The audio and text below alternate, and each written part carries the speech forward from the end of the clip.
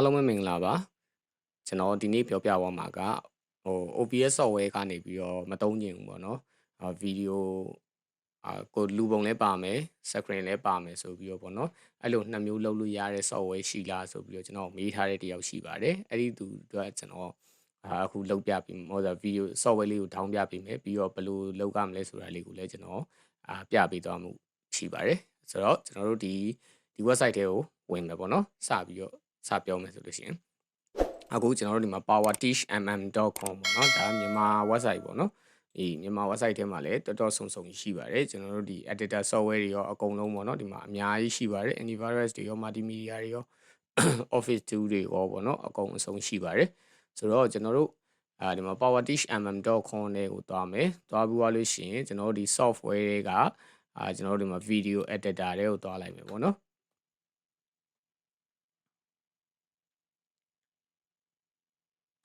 ကျွန်တော်ဒီ software လေးကို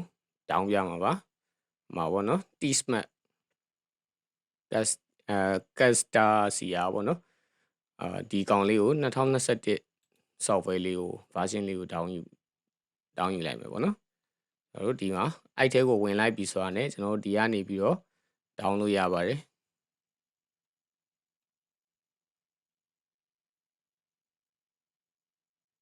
ဒီမှာ download now ဆိုတာလေးပေါ့နော်ပြီးတော့ password ကဒီမှာ power t ဆိုတာလေးကိုမှတ်ထားမယ် download now လေးကိုအရင်နှိပ်လိုက်မယ်ပေါ့နော်နှိပ်ပြီးတော့ကျွန်တော်ဒီမှာ down မှာပေါ့နော်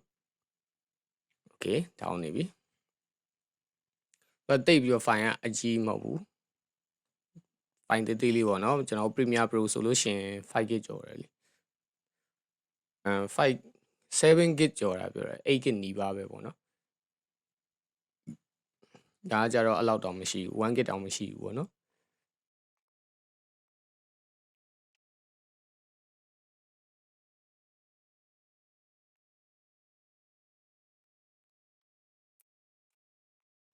ဒီကနေမတောင်းခြင်းလဲပေါ့နော် I get into PC ဆိုတာရှိရယ်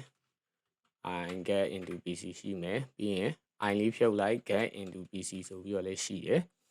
ဒီကနေတောင်းလို့ရတယ်ပေါ့နော်ဒါတွေကတော့ဒါနိုင်ငံ website တွေပေါ့နော်ဒါ crack version တွေအကုန်ရတယ်ဒီမှာဆိုလို့ရှိရင် Premiere Pro 2023တောင်ရှိရယ်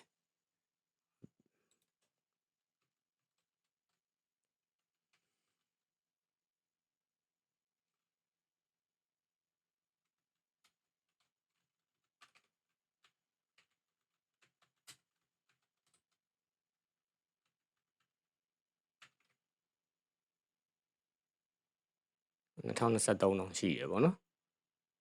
တောင်းလို့ရတယ်ဒါပေမဲ့ file size ကအကြီးအကြာကြီးတောင်းရမယ်ပေါ့နော်ဒီမှာခုနဟာလေးလည်းရှိရယ်2023ပေါ့နော်ကျွန်တော်အခု down လာတဲ့ဟာလေး2023ရှိတယ်သို့တော့တစ်ခုရှိတာကဒီက down ရင်စိတ်ရှည်ရမယ်တော်တော်ကြာပါတယ်တရက်နီးပါးလောက်ကြာတယ်ပေါ့နော်အရင် max speed ကြီးကောင်းရင်တော့ကြာတာပဲ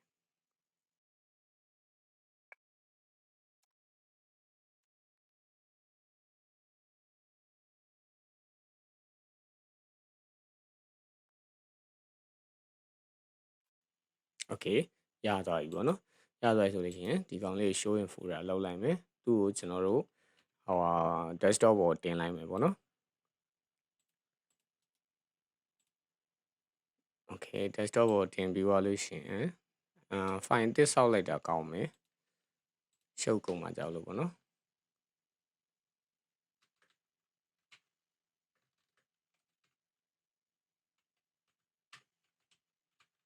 TechSmith okay အဲ့ထဲကိုကျွန်တော်တို့ဒီကောင်လေးကိုဆွဲထည့်လိုက်မယ်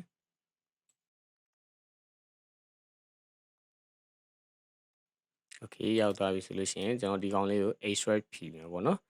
extract here ပြီးတော့ခုနက password ကျွန်တော်တို့ဒီမှာသူပေးထားတဲ့ password လေးပေါ့နော်ဒီ password လေးကိုကျွန်တော်တို့ copy ကူးလိုက်မယ်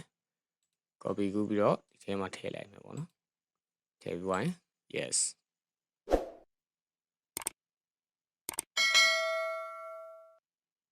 okay အဲ့ဆိုရင်ခုနကတည်းကတွားကြည့်မယ်ဆိုလို့ရှိရင်ဒီမှာ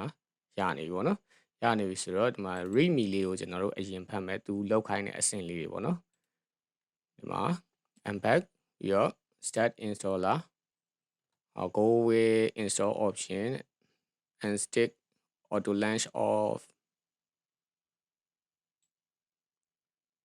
at the end of install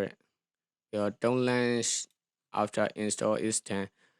install ပြီးသွားလို့ရှိရင် launch မလုပ်ပါနဲ့တဲ့ပြီးရင် copy 3 path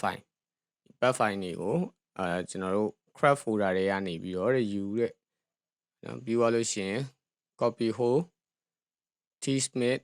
folder from craft folder in တဲ့နော်ဒါလေးတွေကိုတစ်ဆင့်ချင်းစီကျွန်တော်တို့လုပ်သွားကြမယ်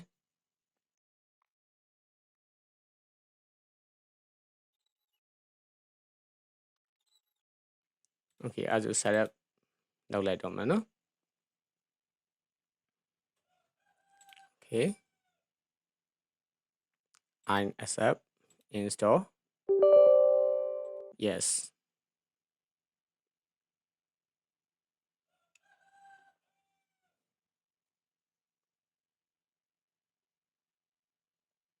ကျွန်တော် craft file နဲ့မှာပါတယ်ရှိလေဒီ file 3 file ကိုကျွန်တော်တို့ဟိုထဲကိုထည့်ခိုင်းတာပေါ့နော်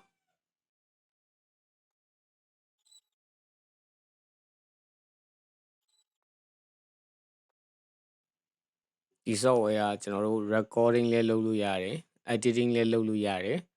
အဆင်တော်ပြေရပေါ့နော်အိန္ဒိယကသူYouTuber တော်တော်များများဒီ software ကိုသုံးကြတယ်အဲ့ဒါကိုတော့ကျွန်တော်တွေ့ရတယ်ပေါ့နော်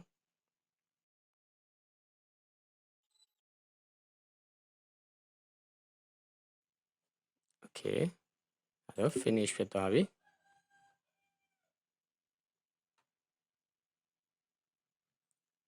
အဲ့ဆိုလို့ရှိရင်ကျွန်တော်တို့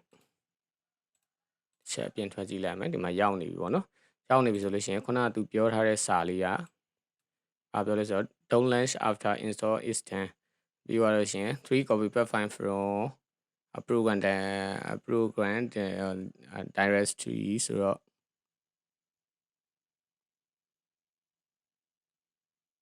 Okay အဲ့ဆိုရင်သူ့ကို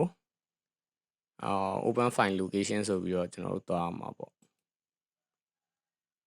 နော်ဒီထဲကိုကျွန်တော်တို့ခုနက craft file ထည့်ပေးရမှာ craft ထားတဲ့ file လေးဆိုတော့ဒီထဲမှာ craft file 3ခုကို copy ကူးပြီးတော့ဒီထဲမှာ paste ချ replace the file destination ဆိုတာရော continue ကိုသွားမယ် skip လုပ်လိုက် Okay ပြန်ထည့်ကြည့်မယ်နော် copy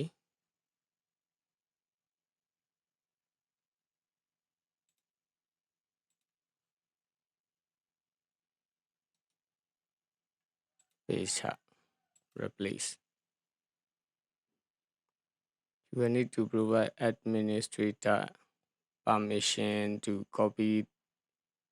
to this folder continue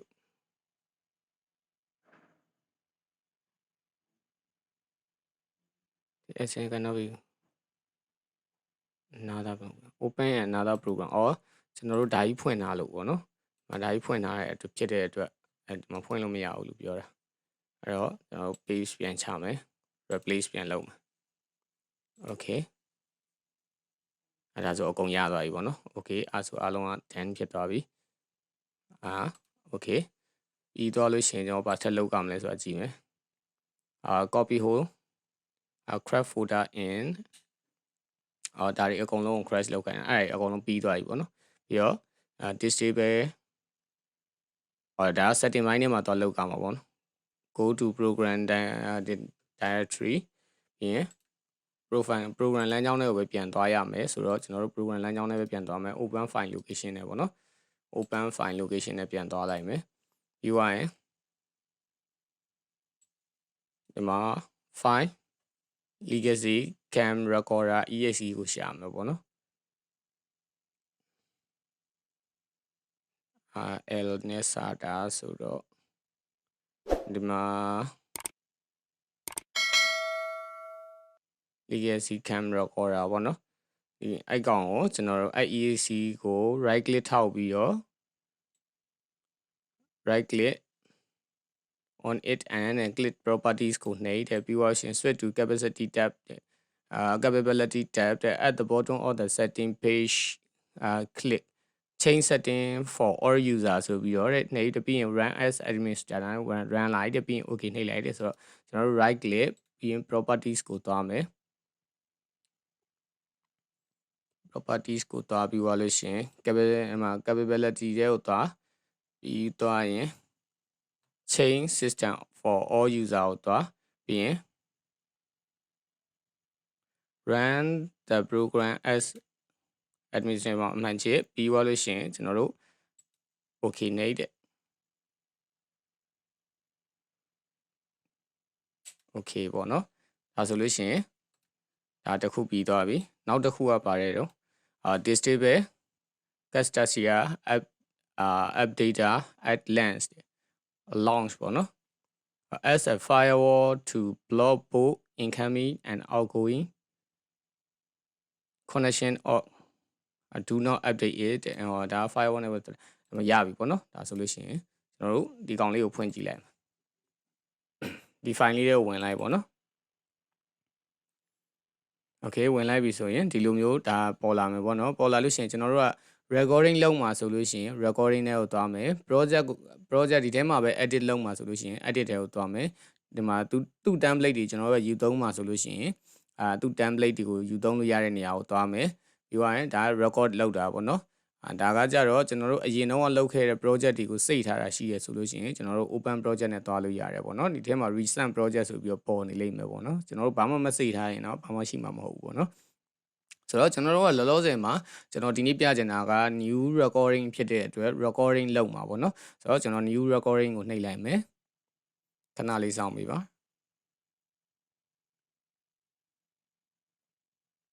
โอเคအဲ့မှာပေါ့နော်ကျွန်တော်တို့ဒီမှာ၄မျိုးရှိရဒါက screen ဒါက camera ဒါက mic ဒါက speaker ပေါ့နော်ဆိုတော့ကျွန်တော်တို့ကဒီမှာ screen 1ထဲမှာဆိုလို့ရှိရင်ကျွန်တော်ကဒီမှာ screen နှစ်ခုခွဲထားတာမဟုတ်လို့ပေါ့နော်ကျွန်တော် laptop ကို screen နှစ်ခုခွဲထားတာဖြစ်တဲ့အတွက်အမှ screen 1နဲ့ screen 2ဆိုပြီးပေါ်နေတာပေါ့နော်ဆိုတော့ကျွန်တော်တို့ကဒီ screen ကိုပဲယူမယ်ယူပြီးတော့ကျွန်တော်ဒီမှာ camera ဆိုလို့ရှိရင်လေ camera ကအခုကျွန်တော်ဒီမှာ webcam 1080 webcam ရှိတယ်ကျွန်တော်ဒါက set က webcam ပေါ့နော်1080 webcam ကကြတော့ကျွန်တော်ဒီမှာ OBS မှာတုံးထားတဲ့အတွက်ကျွန်တော်ယူသုံးလို့မရဘူးအားကြောင့်မို့ကျွန်တော်ဒီ webcam နဲ့ပြပေးရပါတော့ဆိုတော့ဒီကောင်လေးနဲ့စပြီးတော့ကျွန်တော်တို့ record လုပ်မယ်ပေါ့နော် record လုပ်မယ်ဆိုလို့ရှိရင်သူက second ပိုင်းလေးတွေစောင့်ရတယ် okay အဲ့ဆိုလို့ရှိရင်သူစပြီးတော့record လုပ်နေပြီပေါ့နော်အဲ့ဆိုလို့ရှိရင်ကျွန်တော်တို့ကဒီဟာလေးကိုခဏလေးမှတ်ထားလိုက်မယ်ပေါ့နော်မှတ်ထားပြီးတော့သူကဒီလူပုံမှာပါပြီးသားပေါ့နော်ကိုကsite တွေပါတွေ change ရအောင်မလို့တော်တော်ကောင်းနေဗျဆိုတော့ stop လုပ်မယ်ဒါဆိုလို့ရှိရင်ကျွန်တော်တို့တခါတည်း TechSmith ထဲကိုရောက်သွားမယ်ပေါ့နော်ဒီကောင်လေးကိုကျွန်တော်ပိတ်လိုက်လို့ရပြီသူရဲ့ project run ထဲကိုရောက်သွားမှာပေါ့နော်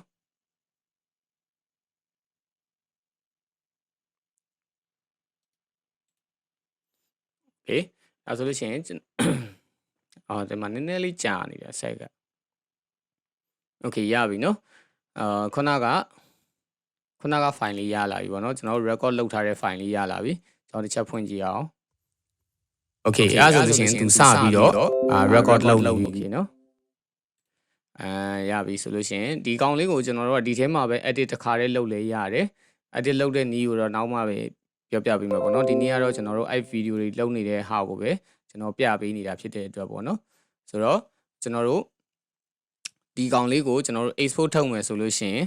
တခြားကျွန်တော် Premiere Pro မှာသွားပြီး edit လုပ်ချင်တယ်ဆိုလို့ရှိရင်ပေါ့နော်ဒီကောင်ကိုကျွန်တော်တို့ဒီကနေပြီးတော့ local file ဆိုပြီးတော့ကျွန်တော်တို့ဒီကနေပြီး down လိုက်မယ်ပြီးတော့ custom file ဆိုပြီးတော့ဒီကယူလိုက်မယ်ပေါ့နော်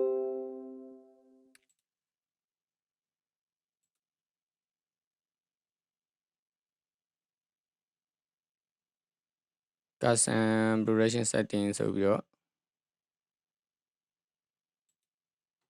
ယူလိုက်မယ်ပြီးရင် next step ပြီးရင်mp4 XML player မဟုတ်ဘူးကျွန်တော်တို့က mp4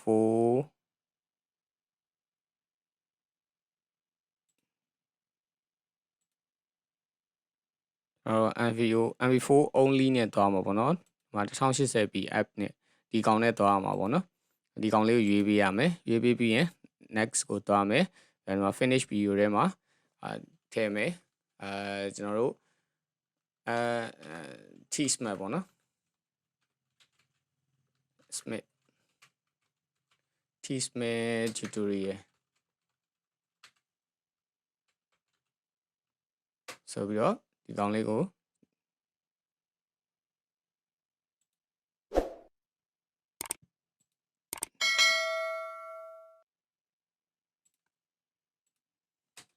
1လို့ထည့်လိုက် okay ရပြီပေါ့နော်ခုနကနာမည်တူနေလို့ပါ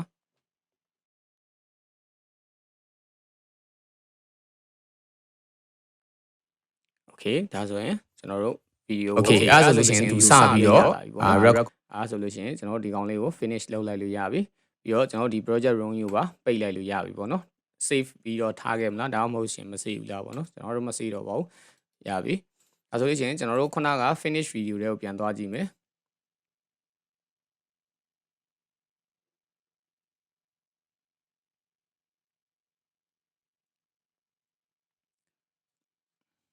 ပြန်သွားကြည့်မယ်ဆိုလို့ရှိရင်ဒီမှာ